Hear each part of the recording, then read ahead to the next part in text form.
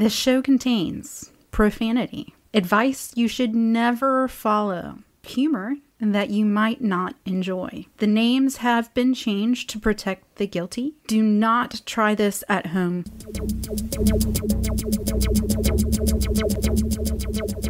Greetings, Yellow Blazers, Blue Blazers, Bill Bryson lovers, Bill Bryson haters, interneters, outer netters, techie people-ish, non-techie people-ish. Welcome to the Pox and Puss Podcast. My name is Pox Holiday, sitting directly across from me, Mrs. Puss in Boots. Ooh, we're going to talk about the internet. We have a big announcement. Oh. All right, be right back. The other night when I got home from work, I just turned on mind-numbing TV. So I watched The Tonight Show with Jimmy Fallon. And I saw a joke he did a joke.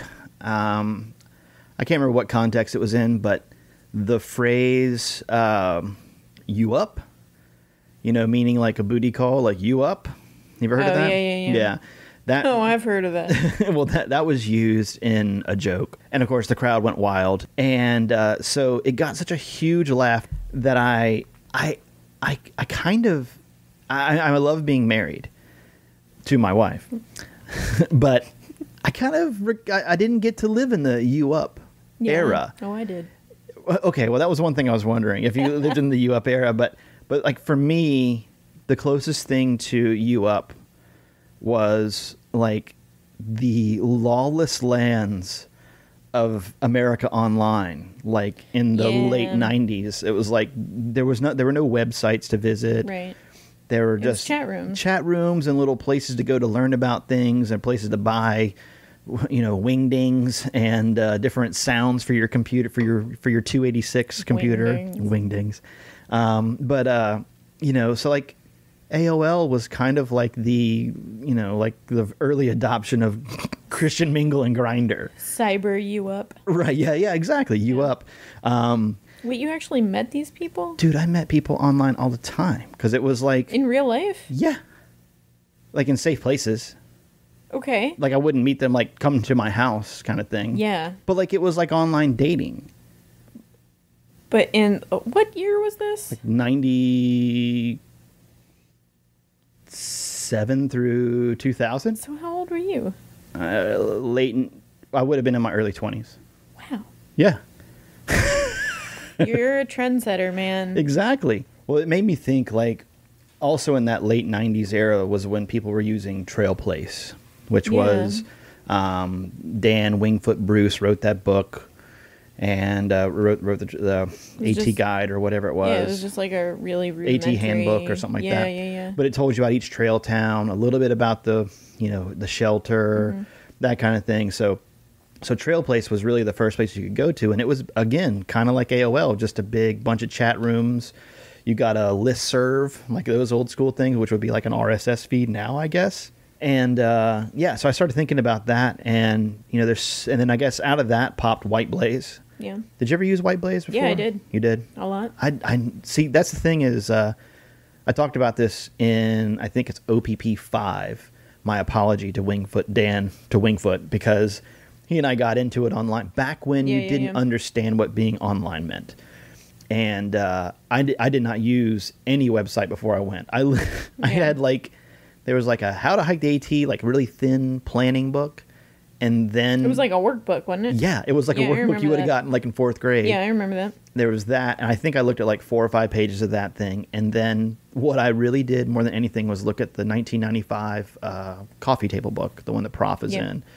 And I just looked at that. I mean, I truly just like looked at the pictures, read a little bit about it, and was just like, well, this is going to be what it's going to fucking be. I think I'm ready. Yeah, but now there's so many different sources. I mean, you have White Blaze, you have Appalachian Trials, you have Reddit has just really blown up. And I'm sure there's other things I'm just not thinking of. You know? Have lists of appropriate gear. Yeah. Top 20 ultralight shelters, and it's like there's 20 of these. Yeah. Like what? Which one's the clip flashlight? Well, I guess we've been talking about a big announcement for a while. We got a big announcement. I hope you can fit your. I hope you got a big announcement. I'm gonna put my bike in there.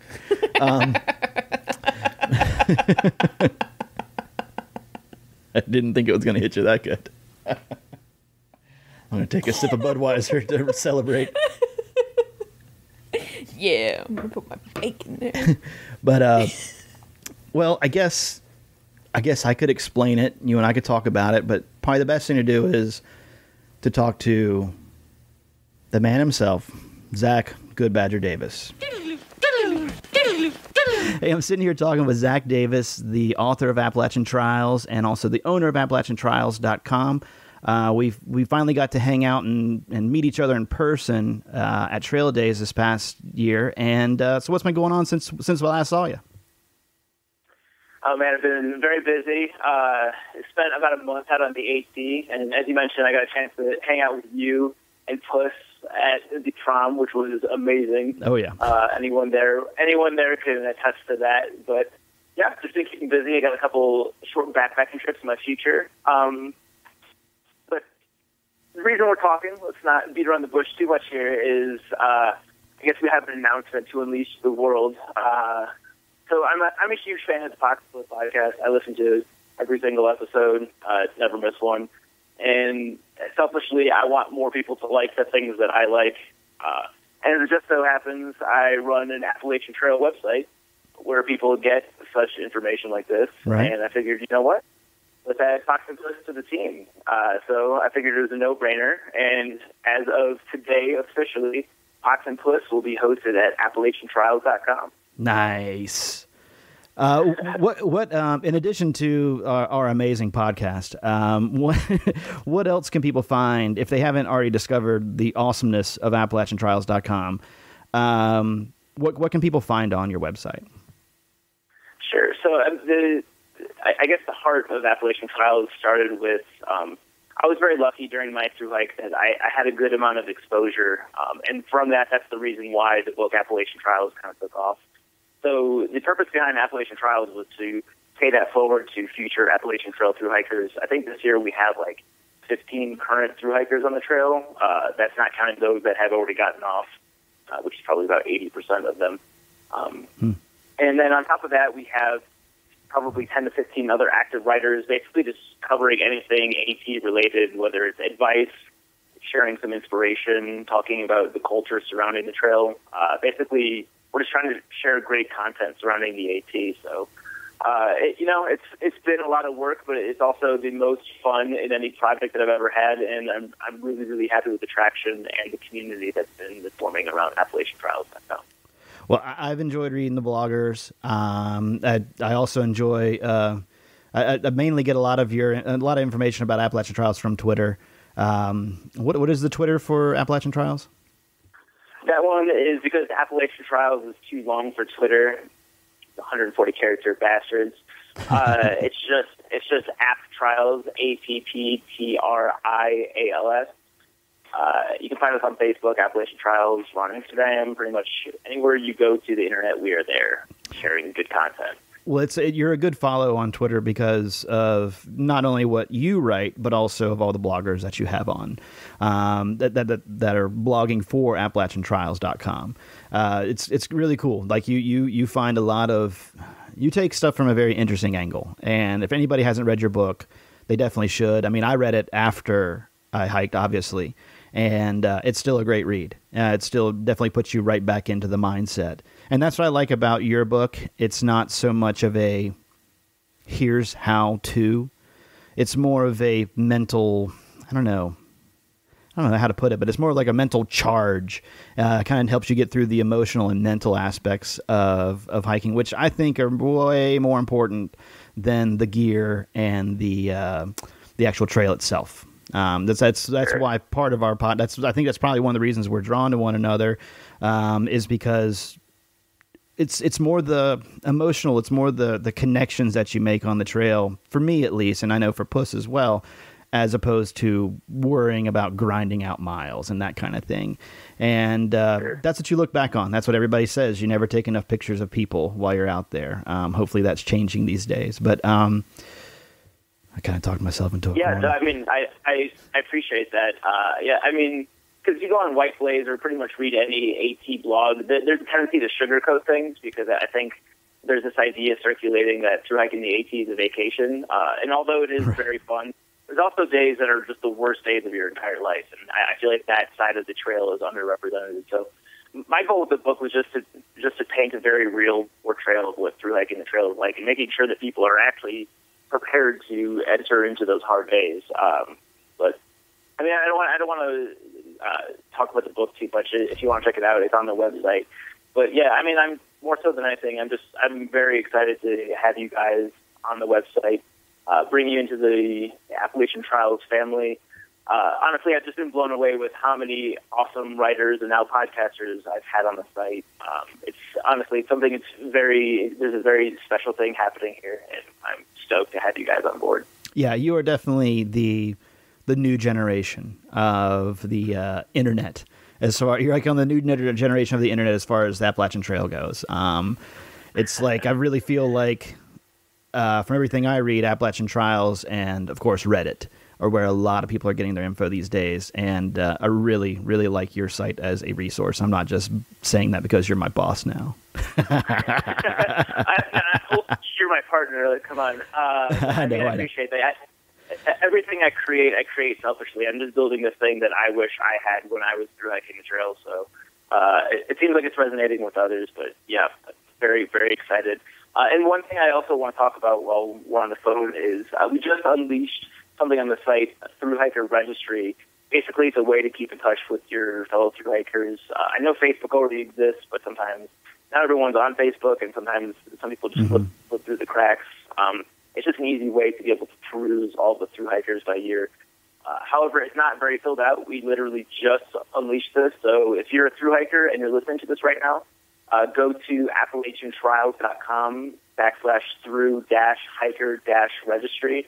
And be sure to sign in your Thru-Hike. It's a really cool way you get to show off your picture, your trail name, your favorite trail story. And yeah, I hope within the next couple of weeks we've got a critical mass on there so people can be able to find their fellow Thru-Hikers.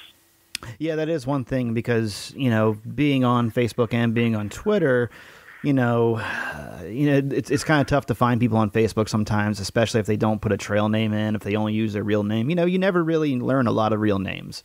So yeah, having that resource is much better than trying to find somebody who has a parentheses with their trail name in the middle of it. And it's probably a lot easier than having to explain to other people why you have the name like Happy Jack in the middle of your name on Facebook whenever you're applying for a job.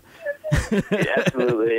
And for a lot of people, their trail names only last for like 6 months after the trail, until they have to make some unnecessary transition back into the real world. So yeah, this is a place just to keep it Thru-Hiker specific. And this is just the bare bones version of it. We've got a lot more in store with it in the months to come, but I'm excited. Nice. Puss and I are ecstatic. We cannot wait for we've been waiting for a long time for today to come. So we're really excited about that. We're really excited about meeting new people who haven't found us. Podcasts are, you still have to explain what a podcast is. Pretty much everybody knows what a blog is nowadays, but a lot of times you're having to tell people it's like radio on the internet, except we can cuss, right. And we do a lot. That's one thing your listeners should probably know. We are not PC. And nothing is fucking great. Good. Because that's the way people talk out there, and that's the way people talk in real life. But Pox, remind me, you Thru-Hiked in, what was it, early 2000s? 1998, actually. 98, that's right. Mm-hmm. So I think that was either before podcasts existed or before like they were really accessible. Yeah, they were tiny at that point. I know they were barely around. I Thru-Hiked in 2011, and just like personally, podcasts were a huge part of my Thru-Hike. I know there's various opinion about using technology on the trail. I'm on the side of it that helps you get through, so be it. But I love Thru-Hikes, so I hope that this podcast is adopted across the trail because you guys provide a lot of quality entertainment, and I'm just looking forward to being a part of that. Absolutely, and we're really stoked. Zach, it's been great talking to you. Yep, likewise, man. And we'll talk to you. I'm sure we'll probably have you on the show again, maybe. We'll see. I'll pass my secretary off to you. Thank you. Well, we're stoked, man. I'll talk to you soon. Sounds good. Well, we're moving on up to the side, to the deluxe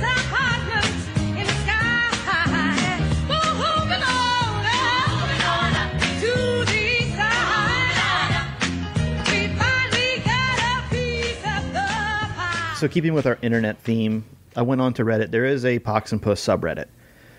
You can just go to reddit.com/r/Pox and Puss. But in addition to ours, obviously there is the Appalachian Trail Reddit. And every week, it's kind of a cool thing to go check out. Every week, basically kind of the top stories are cataloged together by this one person who runs the Reddit. And it's kind of like the highlights of the week. And there's also a thing, Zach will put this up sometimes, the photos of the week. But here's some stories I found that were pretty interesting. Somebody fell off of the Pinnacle in Pennsylvania. I think it took like 60 people to get the person up. Oh my God. I didn't read, like the article that I read was really vague. It just basically said that a person, they didn't say if it was a man or a woman. I'm sure it's been updated since I read last. It was about 3-4 days ago. But so from what I recall, and this is hazy at best, but the Pinnacle is on one side of this kind of horseshoe-shaped valley, and then it's like either the priest or it might be the pulpit. That might be what it is I'm thinking of. The pulpit is across from it on the valley, and heading north, you actually go by the pulpit. I don't think that I went up it because I had heard that the Pinnacle had a better view. So got out to the Pinnacle. On my way out, you pass like this big rock pile where it's like everybody that goes by puts one rock on it kind of thing. And it's also the first place on the Appalachian Trail that I saw somebody riding a mountain bike on the trail. It's like, he like went by and it was like, hey, fuck it, you're gone. And got down there and turned out the guy was a local guy and he rides it like every week. I'm like, all right, whatever. But I just remember when I think I've told the story on the podcast before, when I walked out to the Pinnacle, that's where I saw a rattlesnake. Then like a 6-foot-long black snake was slithering in front of me. And then I went out and sat on the Pinnacle for a while with my hands, so kind of leaned back in this little crack. And then when I stood up, there was a copperhead like 8 inches below my fingers. And Barf was sitting next to me a few feet away. And I was like, hey, why don't you pick your hands up out of that? And I started seeing a lot of snakes. And then there were these 2 guys that were camping out on the Pinnacle that night. And it was like, we've seen 3 snakes in 30 minutes. Yeah. What the fuck do you think is going to be, what your night's going to be up here? 2 of them have been poisonous. What the hell are you doing? Yeah. Just this morning, I can't remember who it was. It reminds me, just this morning, I was looking on Twitter or Instagram, one or the other. And it's somebody who got off for a little while and they got back on the trail. They were through hiking this year. They got off for like 12 days and came back. And it was like their first day back. And they just sat on this like little pile of rocks. And like like really close to them, a fucking timber rattler just kind of eases his way out. I'm like, hey, what you doing? Oh my God. Yeah, and like I'll try and find the picture. I'll try and put it up. I'll tweet it or something today. It's fucking huge. I mean, those things are just fucking nasty looking anyway, but it was just like, it was fucking huge. And it was just right there the first day back on the trail. Hi. God dang. But that was, to me, any day that you saw any snake, like whether it was poisonous or not, and I only saw 1 rattlesnake and 1 copperhead and then a bunch of black snakes. Right. I mean, aside from the little foot-long ribbon snakes, like anytime I ever saw a snake over about 4 feet, it was like kind of the rest of your day was shot. High alert. Yeah, like it's mentally exhausting because at least for the next half hour to an hour, like every stick is a snake, every root is a snake. Yeah. Your mind plays tricks on you, and like your brain is just like real jumpy. And it's exhausting because not only are you doing something physically exerting, but you're putting forth an intense amount of adrenaline and anxiety and mental effort. Because you're on high alert. And you know, like I always talk about my buddy Floyd, how there was one day in Pennsylvania, he was walking on rocks like you do. Yeah. And Pennsylvania? Yeah, and he went to take a step forward and he heard a rattle. And so he like takes his foot back. Yeah. And he goes to step behind him and he hears a rattle behind him. And he's just like standing with his left foot like planted on the peak of one, like the pointy side of one rock that's just sort of sticking up. And he's just sort of like looking down and trying to figure out where to step, because the one that he had that was behind him, he had obviously just stepped over. Yeah. And it was like, where do I go? And so he, like, picks his way through, and he said, like, kind of all around him, he just heard rattles. And, like, none of them were, like, right underneath him anymore, but it was just sort of this, like, okay. And so he said, like, you know, he hiked off trail beside the trail because it was, like, he just couldn't figure out, like, where to be. And he hiked for maybe another 20 minutes and was just like, I quit for the day. Like, I gotta hit the reset on this one. Yeah. He put up his tent, stayed in his tent for the rest of the day, and was just like, I gotta wake up fresh tomorrow. He said he, like, woke up really early, and he was hoping that, like, maybe if I wake up while it's still kind of cool out, like, they won't be as active. And he just, like, hauled ass to try and get out of some of the really bad rocks. But there, you know, there's people that are like, you know, you don't ever really, and I'm like, you know what? There's a reason why the natural human reaction to seeing a snake is like there's a reason. We have a history. There's a fucking reason. Without even meaning to, you see a snake and you go, ooh. Yeah. Well, it's because of Eve and the apple, right? Yeah. And the snake. Of course. Did you see that story yesterday in North Carolina where a guy found a 20-pound boa constrictor in his engine? It wasn't starting up for some reason, and he couldn't figure out what it was. No. And so he popped the hood, and there was a fucking yellow and blue, yellow and white, like one of those really albino-ish looking ones, in his engine. Ugh. They're trying to figure out if it's a hoax or not, you know. But you know, but still, no matter what, I saw the photo on my phone and went, oh, you know, like there's just that little like, oh fuck, there's that. Anyway, fucking snakes. How did we get from? I think just talking about Pennsylvania makes you talk about snakes. That's what it was. It's by nature. Oh, here's another one that I thought was interesting. So I guess a southbounder named Milk Carton. Mm-hmm. Again, love how names come about. Here, then check this one out. Somebody named Milk Carton, their spot, you know, like your emergency spot. Right. It went off. Or no, it didn't go off when it was supposed to one night. And I guess the battery had run out or something like that. I guess it automatically sends out a signal so mom can make sure you're okay. Right. Well, it didn't send it out one night. And sure enough, whenever this hiker, the southbounder, crossed over the street, there were the police waiting there. And that's how you get the name Milk Carton. Nice. You find your picture on the back of a milk carton. That's a good one. That is a good one. It was a mom freaking out story. You have one. Let's see. I had actually helped a guy who had injured himself in the Grayson Highlands and was hiking him out. And while I was hiking out, I ran into the ridge runner for that area, who was a chap named Barrett. And so I kind of handed this injured guy that needed to go to a hospital off to Barrett, and went on my way. So Barrett and I, like, exchanged information and stuff like that, but, you know, whatever, kept on walking. And the next day I run into Barrett again, and he was one of those people that would just cover, like, 40 miles in a day, and you're like, who are you? But, so I ran into him again. I'm like, hey, Barrett, how'd that guy end up yesterday? Went to the hospital, and he was like, oh, it was good, blah, blah, blah. Hey, your mom called me last night. I was like, I'm sorry. What? And he was just like, yeah, I guess you haven't checked in with her very often lately, and she was worried, so she had called the ATC and told them, like, the last place that she knew that I was. And they said, well, she's probably in, like, Barrett's territory, so we'll give you his cell phone.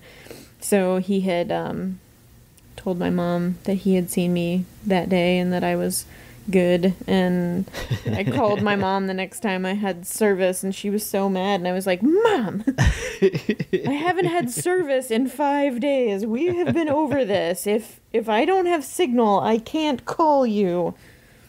Don't panic. Yeah, I didn't have anything like that, except, my mom did send the FBI out to find me, so I could talk to them about what they thought was Eric, what my mom had thought was Eric Rudolph. That's right. Yeah, that's it. And then they believed that she believed she was phone tapped after that, for like the rest of my through hike. That's another story.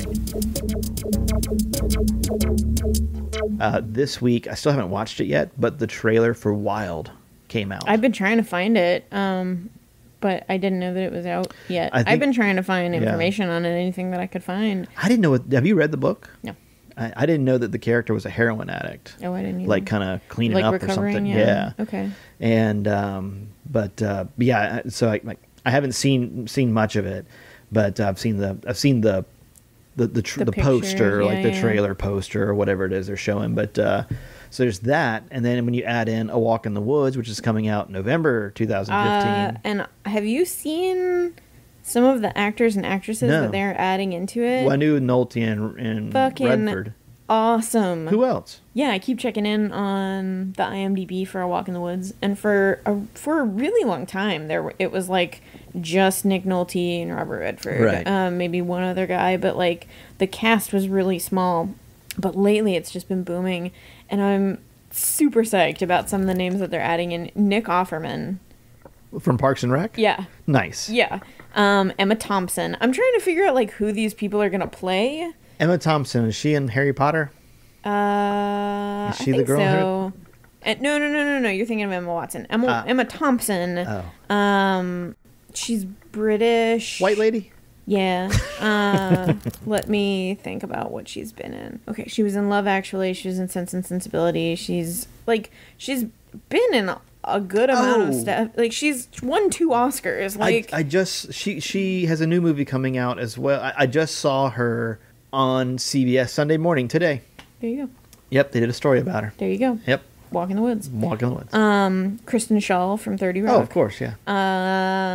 Mary Steinberg. Most importantly, from Flight of the Conchords, but yes. Yes, thank you. No. So that's one of the greatest characters in television history.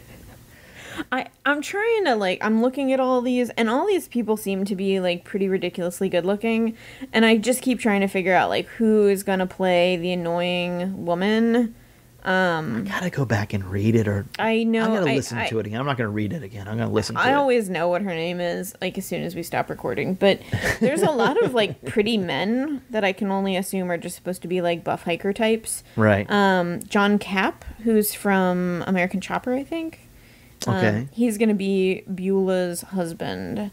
Beulah, if you'll remember, is she's the big woman that gets her underpants stuck in the agitator of a washing machine in Waynesville. Wow. And Kat's pulls the underwear out and they're shredded all to hell. Okay, and yeah, they flirt and make a date, and she's married. And, yeah, that's right. God, I've got to revisit this thing. Yeah, so that's some big names: Emma Thompson, Nick Offerman, Robert Redford, Kristen Schaal, Mary Steinberg, Nick Nolte. Those are legit. Mary Steinberg. Or Steenberg. Steenburgen. Thank you. Is that it? Yeah. Okay. Speaking of Appalachian Trail and movies, yes, I think it's called Tammy. It's a new Melissa McCarthy movie. It's filmed in North Carolina. Did you catch the trailer? I guess Susan Sarandon is Melissa McCarthy's mother or something like that. And there's a part, and I only saw it the once, and I was like, oh my god, what the shit was that? But Melissa McCarthy's character is berating her mother about you were never there and you would just take off and blah blah blah, and Susan Sarandon's character says, I took 6 months to go hike the Appalachian Trail. Really? And I was like, what? I haven't seen that. I think that they only drop the line once, but you just don't ever hear about shit like that. And I was like, oh my god. Might be the only thing that would make me go watch that movie. But... Hello, no one is available to take your call. Please leave a message after the tone.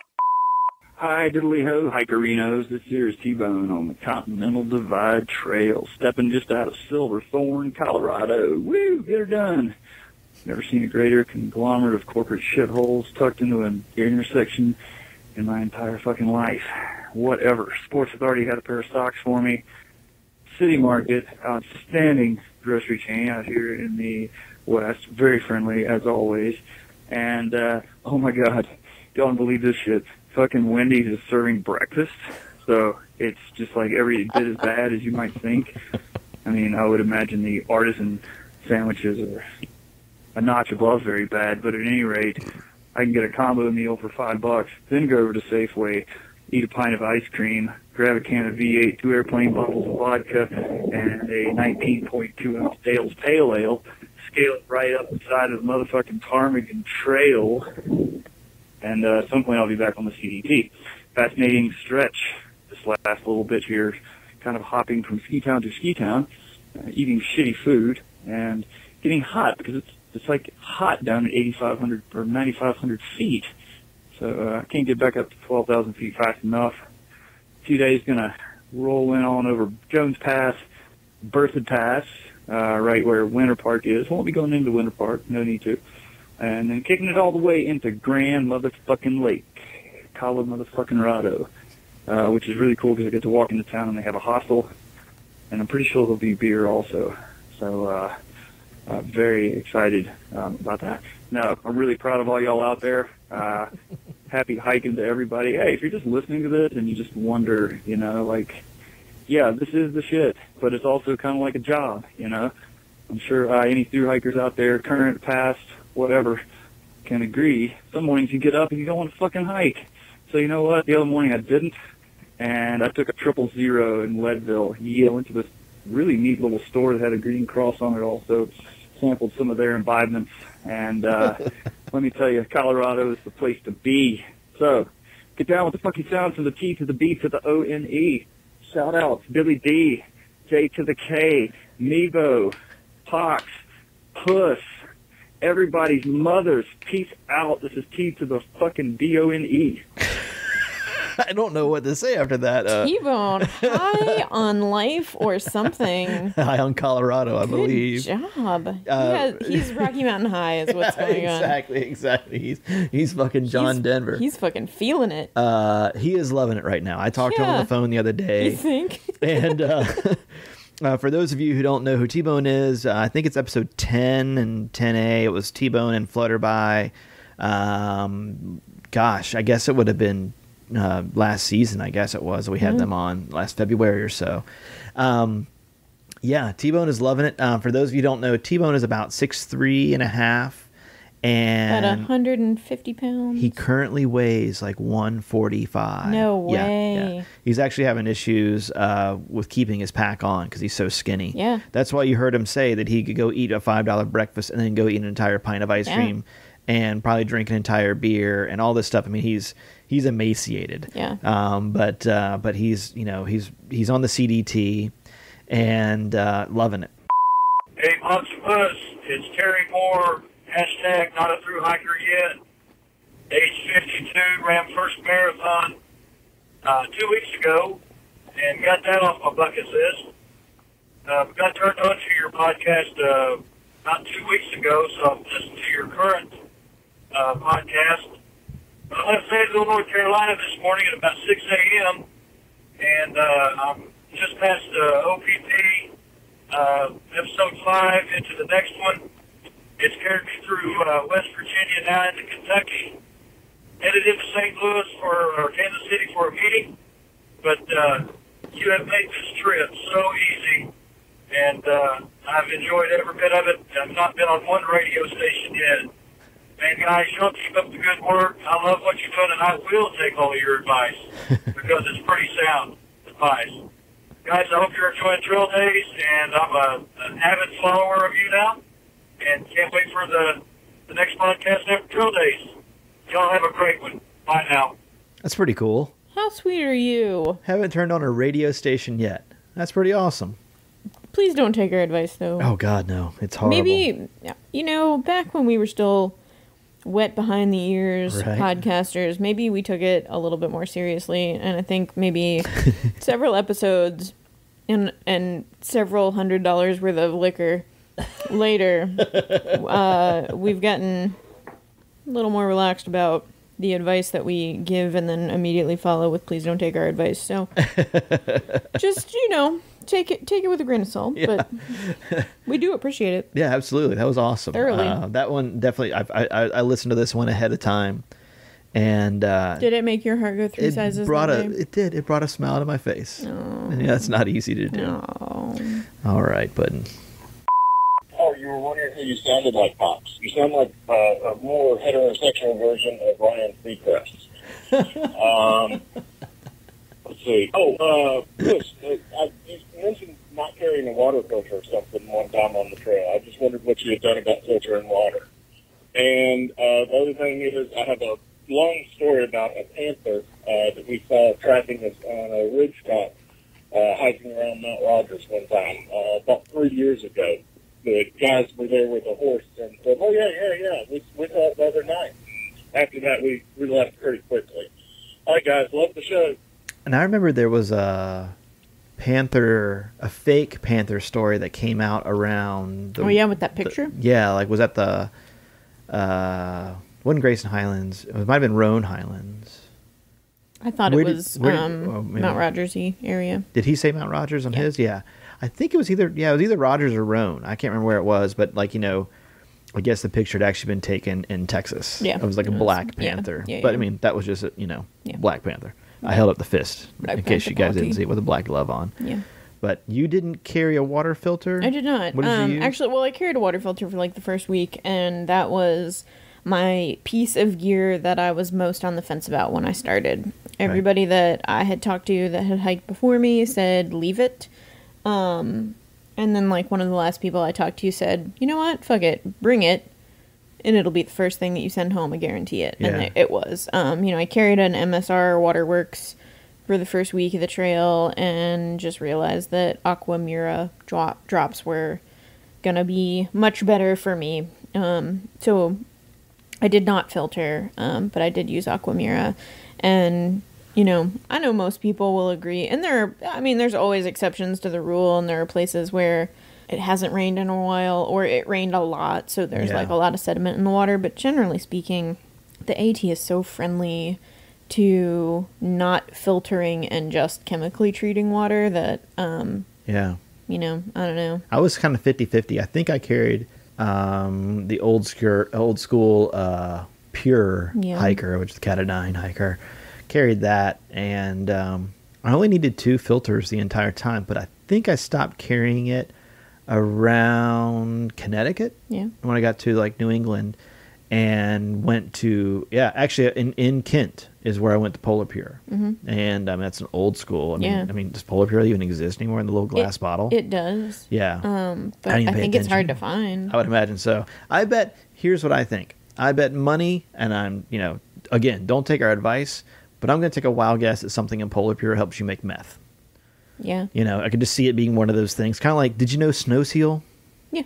Like Snow Seal's like meth. Like I remember when I worked at down in the Nantahala Gorge at a store, you literally could only sell 1 canister of like old school Snow Seal. Yeah. Per customer per day. Whoa. Because the sheriff had actually come in and told them to stop selling, because like people come in like, I'll take all 8, how much Polar Pure or how much Snow Seal do you have? And I guess that was used this was in the early 2000s. Yeah. But so I'm just taking a wild guess. Like, I could see Polar Pure being something that could be methy. Well, I do know now that like iodine deficiencies or overdoses have become like people. Like my mom with some of her medical conditions, like her doctor has become concerned about like how much or how little iodine she's consuming. So Polar Pure was iodine, right? Yeah. And so I wonder if little BBs of iodine.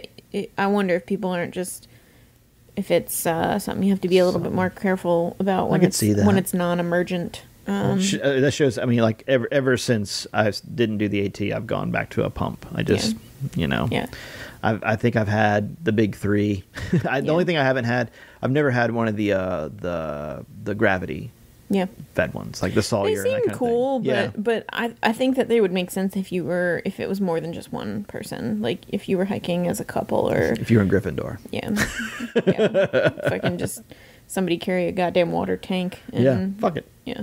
that would be the best thing to do. Have a mule. Yeah. Every day somebody's the mule carrying a water tank. But just think about how, like, if you could hike in a group of 20 plus, you could consolidate so much shit. Yeah. You could so easy. You could get one of those gigantic they look like the old playground structures, like those big Mount Harbor moon thing, fucking half dome tents that just like are full of it's just a bunch of triangular, you can fit like 30 people in them. Oh yeah, the old geometric geodesic domes. Yes, just have one person that like packs those things up. They're like 30 pounds, but they pack up smaller than you'd think, and just have one person carry something like that with straps. When I used to be able to get pro deals, Yeah. I so bad because Do you want one of those? you could get one of those things for 50% off. Yeah. And they were like They were still really they expensive. were like $1,000 or $2,000, but it was always like, I just want a few of my friends to go in on this big fucking Mountain Yeah. Hardware geodesic dome. Yeah. Like, how fucking awesome would that be? Fucking cool. If I had money. Oh, the shit I'd do if I had money. Oh, boy. God damn it, let's listen to another call. Okay. Hello, Pox and Puss. This is CDSC Warren on Twitter. I follow both of you. I'm a big fan of the podcast, and I started listening right from the bottom, and I'm almost caught up to the most recent. This is sort of a friendly rant based on the last episode I listened to. I believe it was 11A. Pox, you asked Puss what her definition of backpacking is. She answered and gave her view of it, what it is, and then you went on to talk about how wrong pretty much everyone else is out there. But you just need to realize that we're in the minority. How many hiker podcasts are there out there compared to, say, hunting or canoeing or cycling, fishing, just guns in general? And then the same question regarding printed magazines.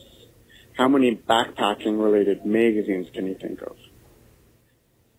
The bottom line is just enjoy how much and just how many times you get annoyed by people using backpacking wrong. If we were as popular as all the other sports out there, or how popular it is to travel from hostel to hostel around Europe, you wouldn't have been able to even do the AT.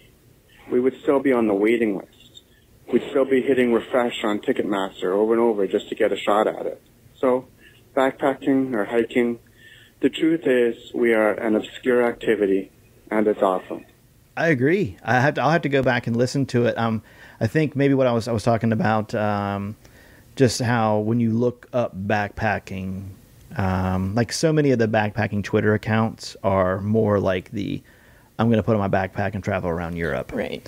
And I think I was probably, there's a good chance I had something to drink and I was complaining. just going to say, I'm going to give you the benefit of the doubt and think that you might have been drunk. But, Yeah. But even if you weren't, yeah, you're totally right. Yeah, absolutely. And I think I was mentioning this to somebody the other day, talking about, it might have been even the Badger, whenever we were talking to him.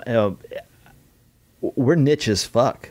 Yeah. I mean, not only are we going after, I mean, I'm reinforcing the caller's point. Like, we're niche because not only are we going after one of the big three trails that pretty much 1% of the country knows about, and Susan Sarandon. And not only that, but we're also... in 2015... Yeah. America.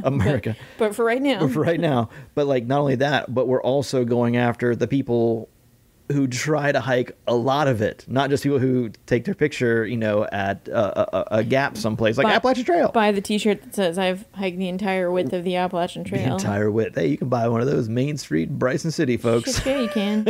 And Gatlinburg, I imagine. But yeah, no, I mean, we're niche. I mean, like, and he's exactly right. If it was as popular, people wouldn't want to do it. People wouldn't want to go out there and do it. I mean, maybe I don't mean it like that. If it was as popular, and yeah, it would be miserable. You wouldn't want to go because everybody would fucking be there. It's like, I know you didn't see the movie and you disagree with the premise of Into the Wild, but I just haven't seen it. Oh, okay. Oh yeah, because he doesn't take anything. Right. Yeah. But in that movie, in his wanderings, he ends up at the Grand Canyon, and he wants to raft the Grand Canyon. Mm-hmm. So he asks somebody, what needs to happen? He buys like a used kayak, and he's all excited because he's gonna go. He's never paddled before, right. But he's gonna go. Yeah, he's gonna do the whole thing. He's gonna do the whole thing, and somebody's like, "Oh, you can't. You have to get a permit." And he's like, "You have to get a permit to be on the water? Like, that seems weird." And they're like, "Yeah, you have to get a permit. You can get a big fine for it." Mm-hmm. So they tell him where he can go to get a permit, and so he goes to the office to get a permit, and he walks in, and like there's a ranger there, and he's like, "Hey, I need to get a permit to be on the river, I guess."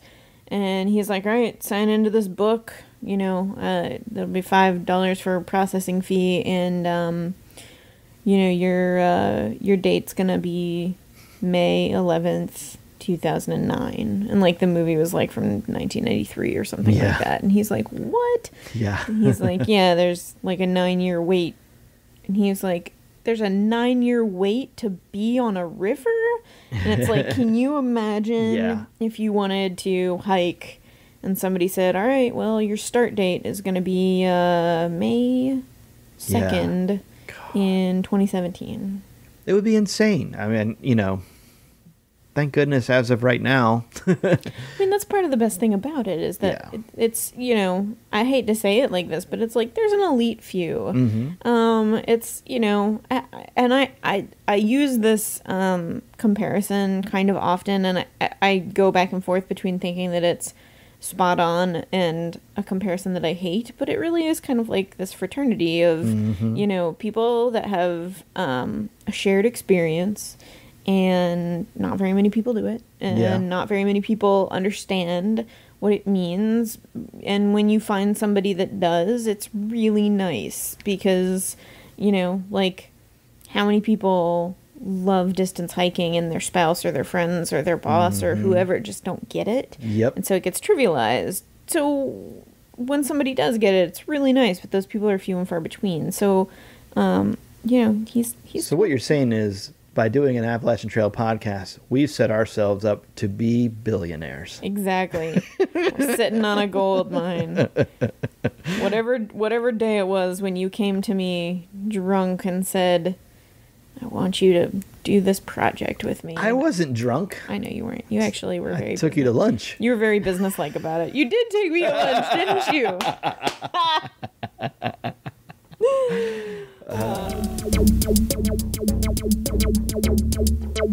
All right, so that wraps it up for this episode.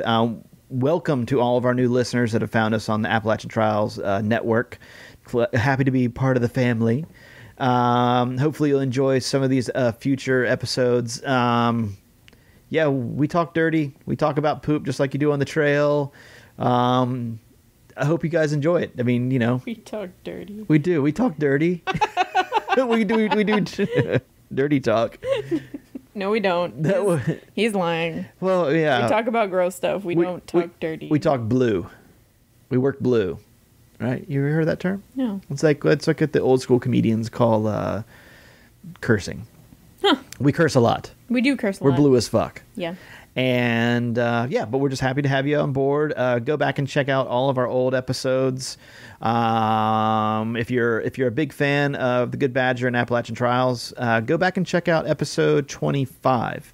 That was the one called Anish and the Badger, and that's another thing that we didn't talk about this time. But Anish, if you guys aren't familiar with her, Heather Anderson, she is the record holder for the fastest Pacific Crest Trail through hike unsupported. Like, she would walk into town and walk out of town, didn't even take hitchhikes. But she set the record in 2013, and we were just lucky enough to have her do an interview with us on the phone last year. And it's, I don't know, it's I went back and listened to it the other day because she's basically put a halt. They I don't know if you saw it or not, but there's a Backpacker article about her in the July/August issue, and she decided that's it. She's no longer talking about the Pacific Crest Trail, her record. So we were lucky enough to have her do the interview. It's very inspiring. She has an amazing story. If you haven't listened to that, or if you haven't read that issue of Backpacker, it's on page 94 of the July/August issue. I looked it up a couple of days ago. Really good, really good. But go back and check that one out because you'll get to hear the Badger and you'll get to hear Anish. Let's see. Anything else you can think of? I don't think so. Okay. Well, you can find us on Twitter and Instagram at Pox and Puss. You can follow me. I'm at Pox Holiday on Instagram and Twitter. Also on poxholiday@gmail.com. I am AT... Wait. Fuck, I always get that wrong. It's okay. It's like me and the voicemails. For Twitter, I am at AT Puss in Boots. And for my email, I am what is it? pussinbootsat@gmail.com. And you can also find me. I'm on Facebook, and also you can like Pox and Puss on Facebook, and I'm Pox Holiday on Facebook. Also, the Pox and Puss Etsy site where you can buy our Dinos Chase t-shirts and hopefully soon some other fun stuff. Maybe Pinterest. Fuck Pinterest. I'm working on it. Give us a call. Next week, our episode is going to be about the gear that you maybe held on to for too long, or maybe you're just like, meaning you carried it for too long on the trail. Like maybe you just kept that big down winter coat all the way through your entire trail, all the way through your through hike. Or maybe, like me, you held on to a piece of gear for too long and found out when it was too late. It was an old piece of gear. But give us a call at 828-394-4526. Leave a voicemail. Tell us your story about your gear experience as far as holding on to something for too long or carrying something you didn't need to. Like, I don't know, maybe a rock you carried for a girl that wasn't there when you got back or something. Who knows? But give us a call. Even if you just have, let's just say you see an ostrich on the trail, or you see a crazy Russian man on the trail or something crazy. Put the number 828-394-4526 into your phone. Call us and we'll put it on the air if something funky happens. Whoop, whoop. Anything at all. Yeah. All right. I'm going to shut up now. See you next week. Bye. Bye. Or 2 weeks. Bye. With the it's like shitting a bird's nest. Yeah. Okay.